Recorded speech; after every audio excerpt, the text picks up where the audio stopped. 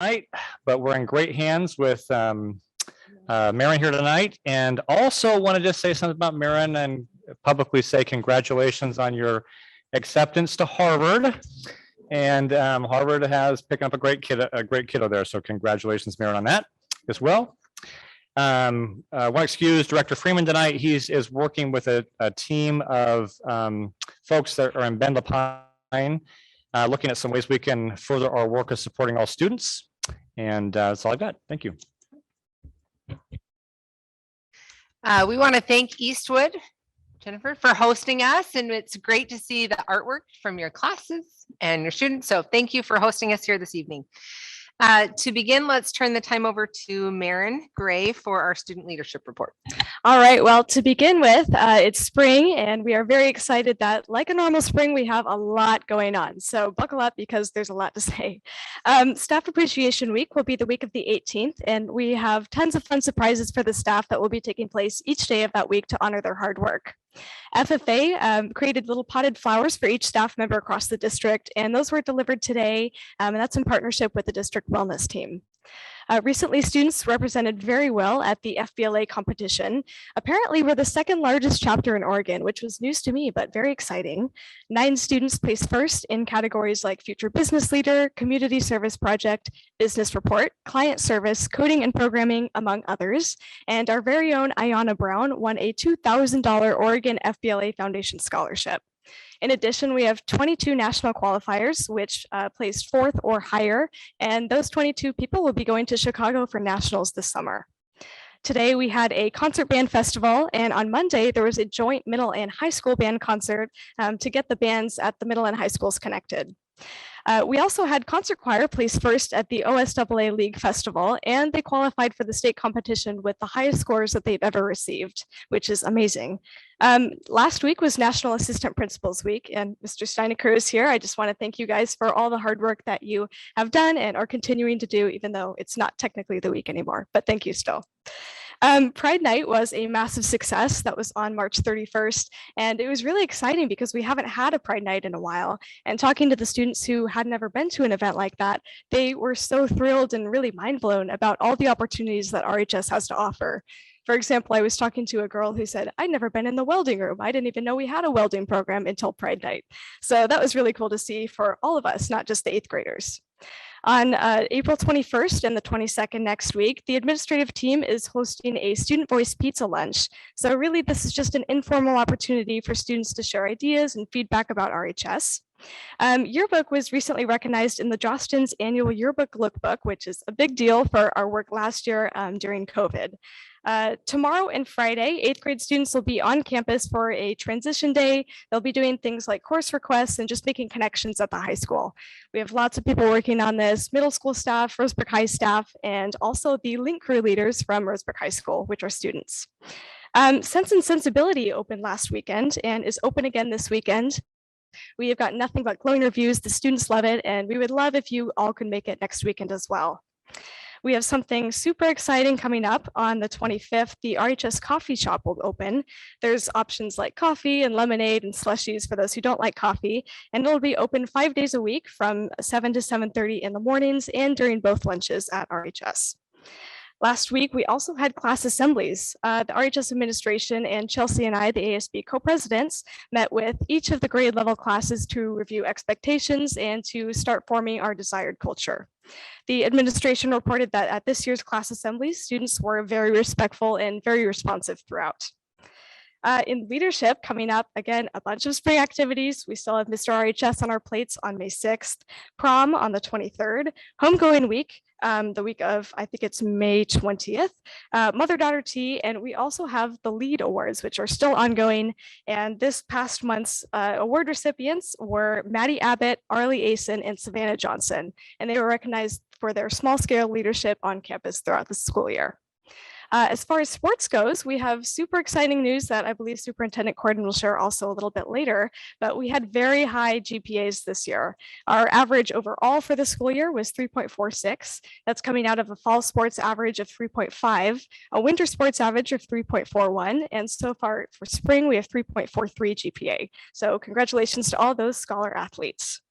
Track had a dual track meet today and the Twilight meet this past weekend, which hosted, I believe it was 28 different schools and hundreds of students.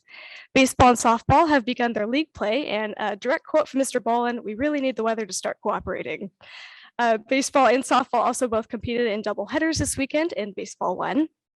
Boys tennis will play in a tournament Friday, which may have to be moved inside. And super exciting for the softball team. If you eat at the bowling alley tomorrow between 5 to 7, April 14th, 20% of the food and drink sales will go to support the softball program. So hope to see you all there as well. And finally, that's all I have. Thanks for your time. All right, thank you. All right. We are now going to do our student and staff recognition. I'm going to sit here for the first one and then I'll move for the subsequent ones. So our very first student that we're going to recognize tonight is Aya Watkins Mock, and she is a student at the Roseburg Virtual School. So I think we have a picture we're going to show. Oh, she's up there on the screen. Can you wave at us? Then we can see you. Aya is a 5th grade student from Roseburg Virtual School. Since the outset of her time at RVS, Aya has been a standout student. She is so hardworking, diligent, and always strives to do her best on every assignment. What really sets Aya apart from the other great students is her independent nature, internal drive, and her true enjoyment in pushing herself to new heights. Perhaps her most impressive trait is her perseverance when things are not easy. Her perseverance is the character trait that will make her excel in any pursuit she chooses to take on in life. Aya is truly an inspiration, and there are few students more deserving of such recognition for academic excellence. So if we can give her a round of applause. And Aya, we have a certificate and a little gift card for you that we will have delivered to you. So we'll make sure that you get that. So I'm going to move now over there. And can Henry come up with his mom and brother and Mr. Hughes? Are you representing Fremont tonight?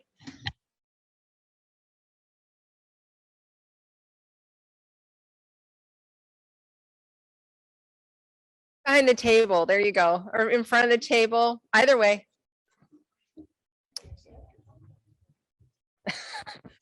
Henry and I go way back. I was his piano teacher.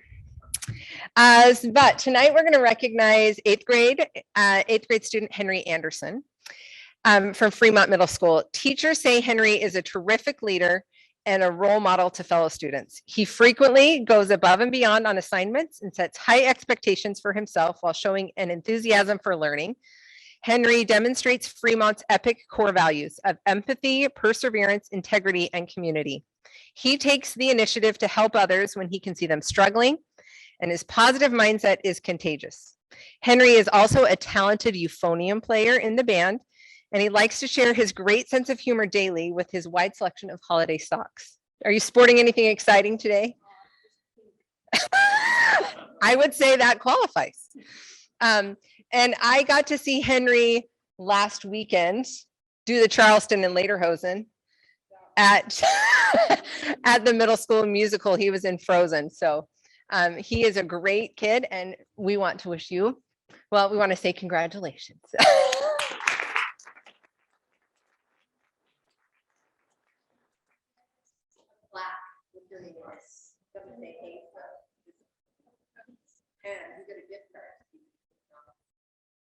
Okay.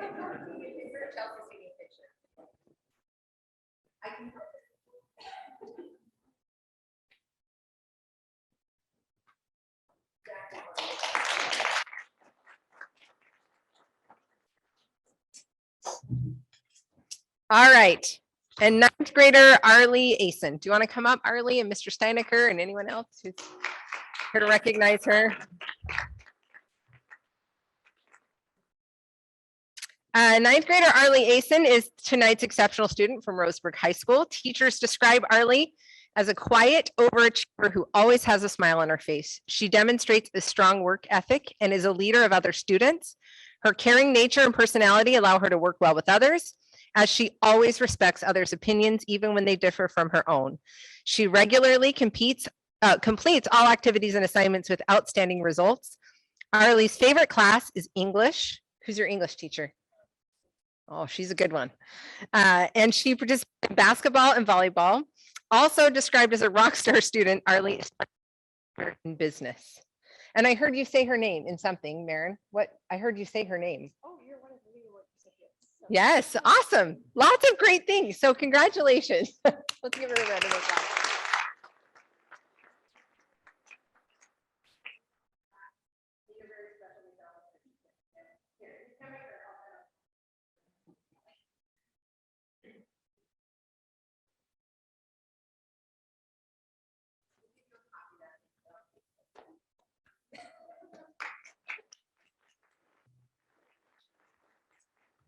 All right, we have some staff recognition from Winchester Elementary School today. We'd like to start by recognizing Megan Pirtle. Did I say that right? Okay, come on up. And whoever wants to support her, come on up. We'd like a crowd. Front and center. Let's go.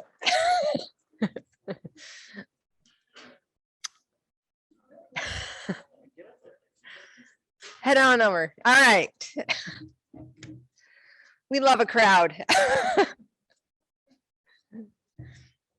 Megan is an exceptional teacher at Winchester. She is intelligent, organized, hardworking, insightful, and caring. As a learning specialist, she skillfully works with students, delivering specifically designed instruction to them.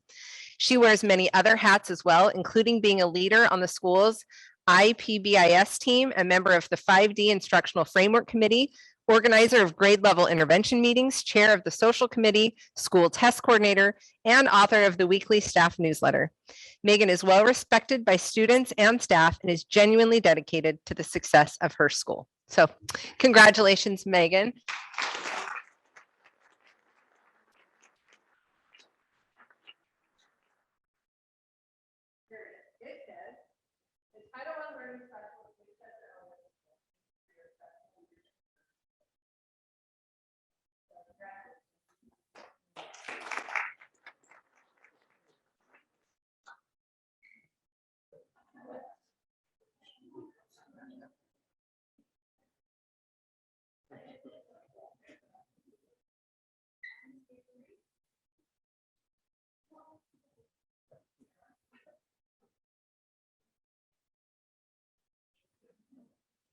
And those who want to stay up, because you can stay up as we talk about Sue Sterling.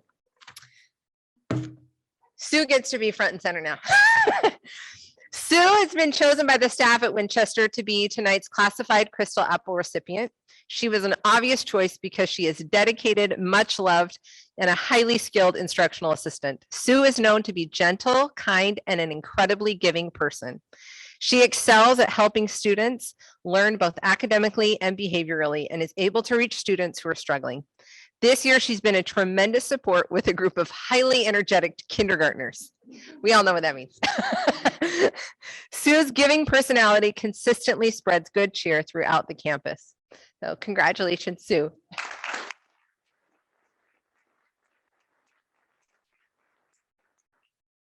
Your golden apple says, thank you for your exceptional dedication.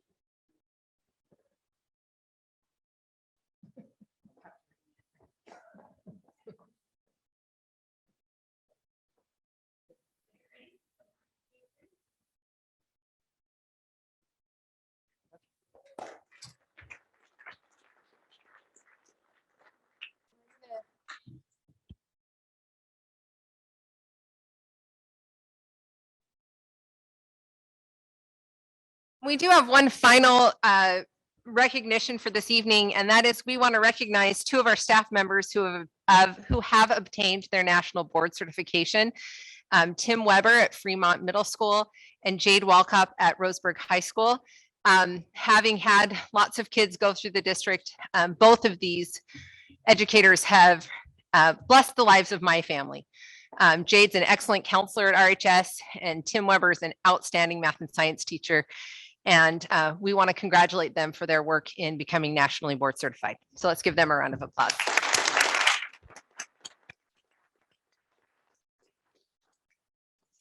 Okay, next up, the consent agenda. Superintendent Corden.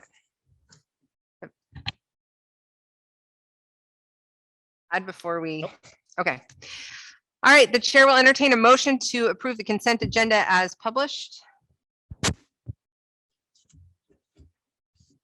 I will so move. And I will second it. Any questions or discussion?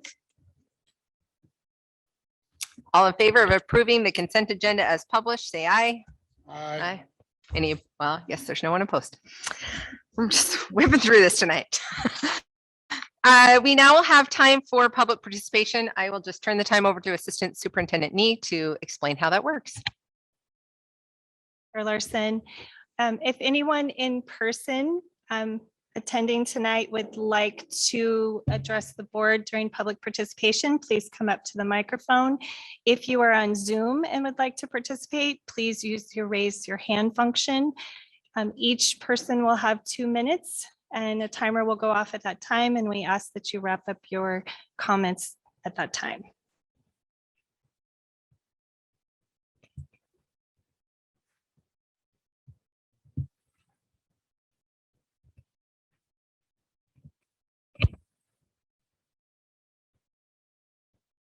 Your name and then make sure your microphone is green. Perfect, thank you. My name is Linda Snyder, and as you know, I've been very concerned about the children having to wear masks about 6 months this past year.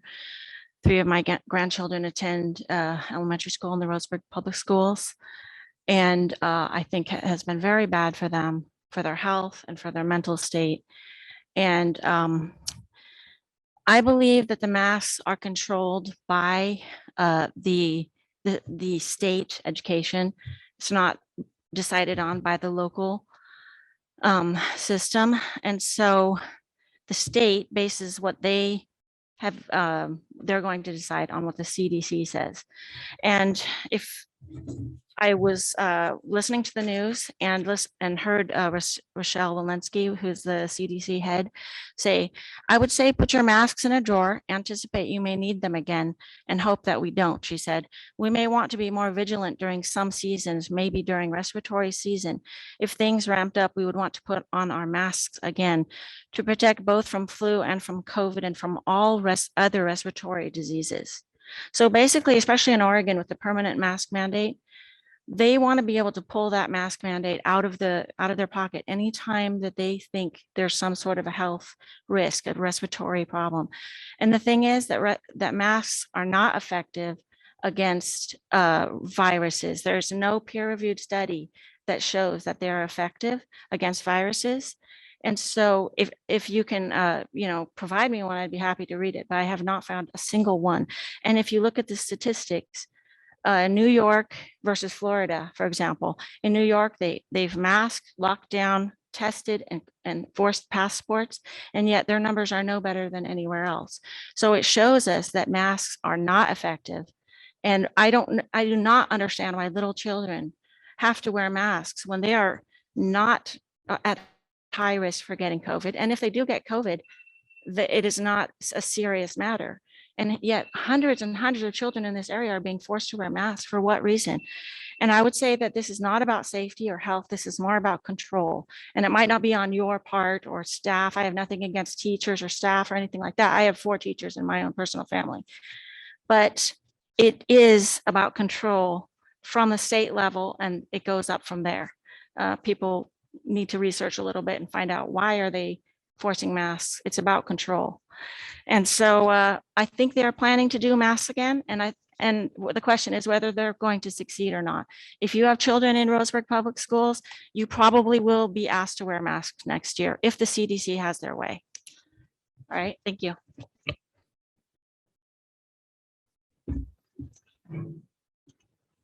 No one online. Okay. All right. If you have been recognized and would like to be excused, we would be happy to let you be excused for the remainder of our meeting. You don't have to stay and join in unless you really want to. But this meeting is going to be short. It is going to be a short one, but you still don't have to stay.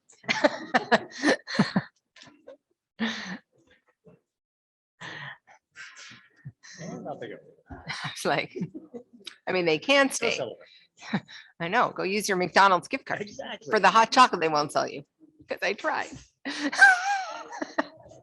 What? They were cleaning their machine. It was a sad day for me. All right. Well, we have no agenda items, so we will move on to our superintendent report. Thank you very much, Madam Chair. It is a unique meeting when we have no business items, but tonight there's no business items. So I will just take a few minutes. I have the report up in the back, but you have a copy there. Work through a couple slides. Some of this will be a repeat from what you've already heard from Marin's great report today. I'll start by letting you know that, as you're likely aware, we are accelerating our work around the school bond campaign, the informational campaign. Big kudos to Chelsea and the team across the district and our board as well for your work in getting the word out on the informational campaign. We did want to let you know we do have an open house planned for the 26th. It'll be from 5:30 to 7. It's not going to be necessarily about RHS's investments, but investments across the district. And so we'll have staff from every level there helping out, and look forward to sharing, doing an open house, a tour of some buildings and the great things happening and what this bond would mean in terms of kids and our community's development.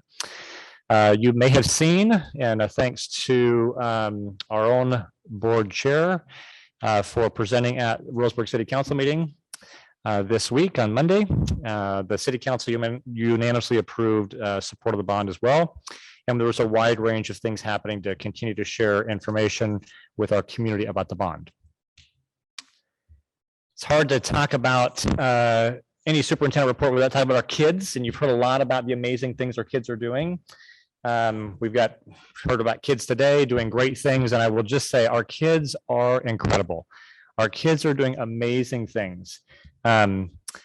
I've said this before, I continue to say this, there is a narrative oftentimes about kids these days that is completely misplaced. Because what I see in kids these days are kids doing incredible things. We heard tonight about some things, and FBLA, I'll mention that. It could be 100 things we could talk about tonight. But to see our kids in action, whether it's in the plays we've heard about, whether it's in the classroom, whether it's beyond the classroom, the service they do in our community is amazing. We have amazing kids. And we also have, we talked to, Mara mentioned this tonight, just a good example of, we've got kids that are working hard at home, working hard at school, working hard in athletics and activities. And this was shared with you tonight already, a 3.46 GPA for our sports during 2021-22, amazing. I will say, and I said this before, we think about our democracy and our country, and I buy in where we're going as a country because of our kids. We are in great hands because of our kids. We also have amazing staff, and we could talk all night about the amazing things happening with our staff and their work with kids. A couple pictures up here of things we've seen just over the last couple of weeks. In fact, we have our own camera pop up here. These are activities that are just engaging kids that our staff are participating in and helping our kids really grow and develop, think for themselves, and happy to see what's happening with our kids in terms of their engagement and our staff working that way. Our strategic plan as a school district is about to its 3-year end. And as we move toward our April work session, we'll be in communication before this, but I want the board to start thinking about our current strategic plan and be thinking about the middle of that, which involves our kids right now in those 5 areas. We need to be doing an update on that. That'll be part of contractually my goals, but because we've adopted strategic plan as a board and a superintendent, our goals is work together over the next 3 to 5 years. So I'd like you to be doing some thinking about this. I'll send some information out about this, and at the upcoming work session on the 27th, we will work to develop our strategic plan for the next 3 to 5 years. One last, just FYI for you, I do want to mention our work with the college, UCC and Dr. Rachel Pokrant. We have some really important partnerships happening. our school district and the college have been working closely together, closer really than I've seen in the last couple of years in terms of developing programs for kids, but also illuminating a pathway for kiddos so that they have an idea of what's available to them. We have a lot of kids that really don't know what they want to do yet. And as a school district, we're committed to making sure that kids know what the opportunities are and creating a pathway where they say, I'm interested in, it could be anything, welding, science, medicine, and really forging a strong partnership with our middle schools, elementary schools, and high school, and the college to see more opportunities around internships, externships, and opportunities there. I had the chance to do a presentation with the chamber, at the chamber with Dr. Pokrant, and it was great. And so there's some interesting ideas out there that are exciting for our children. I look forward to sharing those with you in the future. All of that. Thank you. Okay. Individual reports from directors. Director Lee.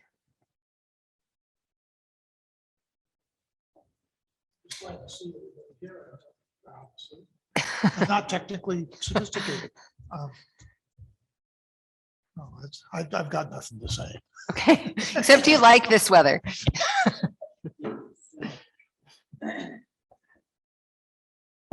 I just had a nice, time with Danny and Michelle working on the curriculum development and the new health curriculum that we're looking at for our elementary age school kids. And I think they're doing a good job of piloting a couple of them. And I think we're really striving as a district to be very transparent with our parents and inclusive. And I was just encouraged that that is a premier goal of ours too. I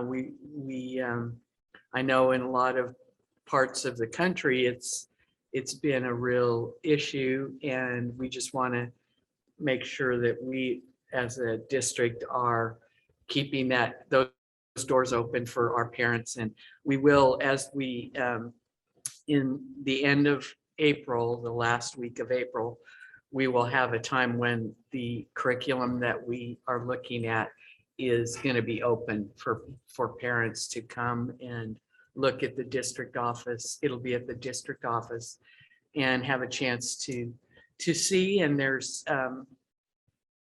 really some exciting parts of the curriculum that I think that we're looking at.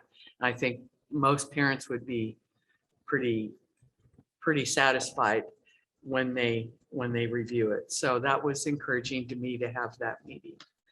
And just looking forward to our bond and just pressing. I talked to my hairdresser as she was doing my hair, and she had said that she had purchased from one of the RHS students in the woodworking.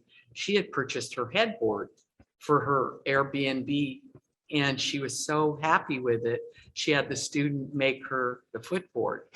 So, I mean, she was able to purchase it from the student. So already our kids they're learning marketable skills that will take them. And so I thought, oh, that's good. I wanted to share that with you guys. That's great. Director Shercliffe. I don't have anything this evening. Thanks. Okay. Dr. Bishop. As well, thank you. Reverend Johnson. I would like to take this opportunity to share that I attended the Roseburg City Council meeting on Monday night, and I thought that Lance and Rebecca did an excellent job presenting the data to the City Council and answered any questions that they may have had. They had a few. They were well presented and well received, and I'm quite proud to see what they did at that meeting. Thank you very much for a good job. Director Cotton. Well, I wasn't in person at that meeting, but I did get to watch it on TV on Zoom, and you guys did a great job. Thank you very much. I did want to talk a little bit, just a minute, about the bond. I think that the testimonies and the letters to the editors have been spot on. Really well thought of, especially the teachers at Roseburg High School who live in that building every day. It's been great. And I hope everyone that wants to can get to that open house. What is it, next week? I think it'll be well planned, but I've been really impressed with the letters and the comments. I hope everything works out really well. I think it's going to. That's it. I don't really have anything either. It was wonderful to see Director Krimitz at the high school play. So it was fun to see her there and hear her laughing behind me as we enjoyed it. It's a really funny show. So we enjoyed that. And I also just wanted to comment. I'm really grateful for the staff support that we've had for the bond. We have really dedicated teachers. When I went to the school play, actually both the middle school play and the high school play were put on this year by first year teachers in our district. And I know that those take a lot of extra time and effort to produce. And in both experiences, the kids had a great time. It was really neat to see the middle school bring together. They brought in homeschooled kids and they had Fremont kids and Joe Lane kids all working together. And it was really neat to see that opportunity expanded for all of our students. And then to see this first year teacher who started even after the school year started with that theater program, put together such a great production. So, and those are just a couple of examples I know of the teachers who put in so many hours. So as we're getting closer to that spring Teacher Appreciation Week, but also I feel like it's always a hard push in the spring as kids get antsy and the weather gets good.